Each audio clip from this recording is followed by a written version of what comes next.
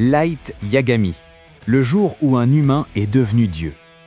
Et si Dieu existait et qu'il était humain? Et si quelqu'un de parfaitement ordinaire, un étudiant, un fils modèle, un adolescent qui rendait ses parents fiers, décidait un jour de devenir Dieu? Pas dans 1000 ans, pas dans une autre dimension, ici, maintenant, dans notre monde. Cet homme existe. Son nom est Light Yagami. Et ce que vous allez découvrir aujourd'hui n'est pas une simple histoire d'anime. C'est le récit du jour où l'intelligence humaine a défié la morale elle-même. Le jour où un lycéen japonais a fait trembler le monde entier. Le jour où quelqu'un a décidé que l'humanité avait besoin d'un dieu. Et que ce dieu, ce serait lui. Bonjour à tous, c'est Benny. Et aujourd'hui sur Benny Raconte, nous plongeons dans l'histoire de Death Note. L'histoire du pire cauchemar de l'humanité. L'histoire de Light Yagami. Le jour où un humain est devenu Dieu. Pour comprendre Light Yagami, il faut d'abord comprendre une chose. Light n'est pas un criminel ordinaire, ce n'est pas un psychopathe né, ce n'est même pas quelqu'un de fondamentalement mauvais au départ. Light Yagami est un prodige, meilleur élève du Japon, fils parfait, champion de tennis, futur étudiant de l'université de Tokyo, la plus prestigieuse du pays, le genre de garçon que tous les parents voudraient avoir, le genre de personne qui a tout pour réussir. Mais il y a un problème. Light s'ennuie, profondément, existentiellement, parce qu'il voit le monde tel qu'il est vraiment, corrompu, violent, injuste, un monde où les criminels échappent à la justice, où l'innocence est piétinée, où le chaos règne sans que personne ne fasse rien. Et Light, avec son intelligence hors norme, se pose une question simple. Pourquoi? Pourquoi accepter ce monde tel qu'il est? Pourquoi ne pas le changer? Pourquoi ne pas créer un monde meilleur, plus pur, débarrassé de ceux qui corrompent l'humanité? Mais ce ne sont que des pensées, des rêves d'adolescents, jusqu'au jour où il trouve le Death Note, un cahier noir, tombé du ciel, avec des règles simples, presque ridicules. Si tu écris le nom d'une personne dans ce cahier en visualisant son visage, elle meurt. Light rit, c'est absurde, un coup de pub, une blague. Mais par curiosité, il essaie. Et quelques secondes plus tard, à des kilomètres de là, un homme s'effondre. Crise cardiaque. À cet instant précis, Light Yagami comprend quelque chose de terrifiant. Il a le pouvoir de tuer. N'importe qui, n'importe quand, sans laisser de traces. Ce que Light fait ensuite définit qui il est vraiment. Un autre aurait paniqué, détruit le cahier, essayé d'oublier. Pas Light. Light réfléchit. Il analyse, il calcule, il teste les limites du Death Note. Il vérifie si c'est réel, si c'est contrôlable, si c'est exploitable. Et en quelques jours, il prend la décision la plus folle de l'histoire humaine. Il va nettoyer le monde, éliminer les criminels, tous, un par un, créer un monde où les gens auront trop peur de commettre le moindre crime parce qu'ils sauront qu'un Dieu invisible les jugera. Et ce Dieu, ce sera lui. Les morts commencent, partout dans le monde. Des criminels s'effondrent, crise cardiaque inexpliquée. Aucun lien apparent, aucune trace, aucune logique. Le monde panique, les médias enquêtent, les gouvernements tremblent, les prisons se vident, pas par libération, mais par mort. Et ce tueur invisible reçoit un nom. Kira, dérivé du mot anglais « killer » prononcé à la japonaise. Kira devient une légende. Certains le vénèrent comme un sauveur, d'autres le craignent comme un démon. Mais une chose est sûre, Kira existe, et il ne s'arrêtera pas. Mais quelqu'un refuse de trembler. Quelqu'un regarde les morts s'accumuler et au lieu de paniquer, sourit. Cet homme s'appelle L, le plus grand détective du monde. Un génie reclus, invisible, sans visage. Personne ne connaît son vrai nom, personne ne l'a jamais vu. Il résout des affaires impossibles dans l'ombre, manipulant les gouvernements comme des marionnettes. Et elle vient de comprendre quelque chose. Kira n'est pas un phénomène surnaturel, c'est un humain qui tue. Et les humains font des erreurs. Alors elle fait l'impensable. Il provoque Kira, en direct, à la télévision, diffusée dans le monde entier. Un homme apparaît, il se présente comme elle, il dénonce Kira, il le traite de meurtrier, de lâche, de criminel. Et il le défie. Light, devant son écran, bouillonne. Il sait ce qu'il doit faire. Tuer cet homme, immédiatement. Prouver au monde qu'on ne défie pas Dieu impunément. Il écrit le nom. L'homme s'effondre. Crise cardiaque. Mort instantanée.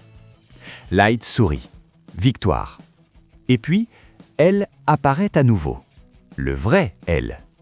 Et il dit une seule phrase. L'homme que vous venez de voir mourir était un prisonnier condamné à mort, un criminel que j'ai utilisé comme appât. Light se fige. Cette émission n'était diffusée qu'au Japon, dans la région du Kanto. Ce qui signifie que Kira est au Japon, dans cette région, à cet instant précis. Le sang de Light se glace. En une seule manœuvre, elle a réduit des milliards de suspects à quelques millions. Et pour la première fois depuis qu'il a trouvé le Death Note, Light réalise quelque chose. Il n'est pas invincible. Derrière lui, dans l'ombre de sa chambre, Ryuk, le dieu de la mort qui a laissé tomber le cahier, éclate de rire. Parce que même lui n'avait pas vu venir ça. Light comprend immédiatement. Elle est dangereux, plus dangereux que n'importe qui d'autre. S'il continue d'enquêter, il finira par le trouver. Alors Light riposte. Il change sa méthode.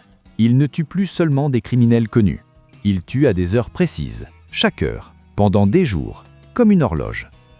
Elle analyse les données, il comprend le message. Kira est proche, très proche. Il a accès à des informations confidentielles de la police. Peut-être même qu'il fait partie de la police. Alors, elle appelle les FBI. 12 agents, infiltrés au Japon. Leur mission, surveiller les familles des policiers impliqués dans l'enquête Kira. Et l'un de ces agents suit Light Yagami. Son nom est Ray Pember.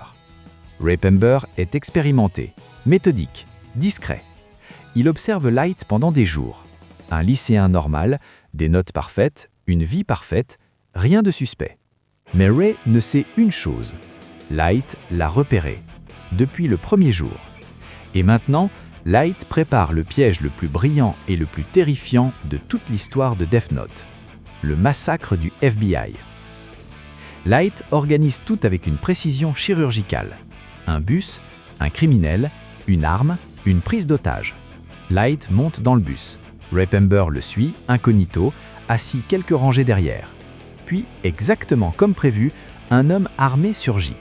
Il hurle, il menace les passagers, il exige de l'argent. Panique. Chaos. Ray Pember, en bon agent fédéral, intervient, il sort sa carte du FBI, il neutralise la menace. Tout le monde applaudit. Sauf Light. Parce que Light vient d'obtenir exactement ce qu'il voulait. Il a vu la carte. Il a vu le nom. Ray Pember. À cet instant, Ray Pember est déjà mort. Il ne le sait juste pas encore. Mais Light ne s'arrête pas là. Parce qu'il ne veut pas seulement tuer Ray Pember. Il veut tuer tous les agents du FBI au Japon. Les 12, en une seule fois, sans laisser de traces, sans que personne ne comprenne comment. Alors, Light prépare la phase 2. Quelques jours plus tard, Light contacte Ray. Il lui donne rendez-vous dans un train. Il lui laisse une enveloppe. À l'intérieur, des pages du Death Note, avec des instructions très précises. Écris les noms de tous les agents du FBI au Japon. Ensuite, détruis cette enveloppe, monte dans le train et meurt d'une crise cardiaque à 18h. Ray lit les instructions. Il ne comprend pas. Il pense que c'est une blague.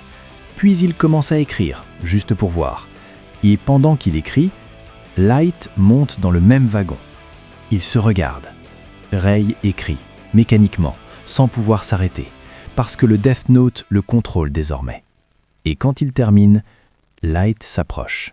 Il se penche et il murmure « Je suis Kira ». Ray Pember écarquille les yeux.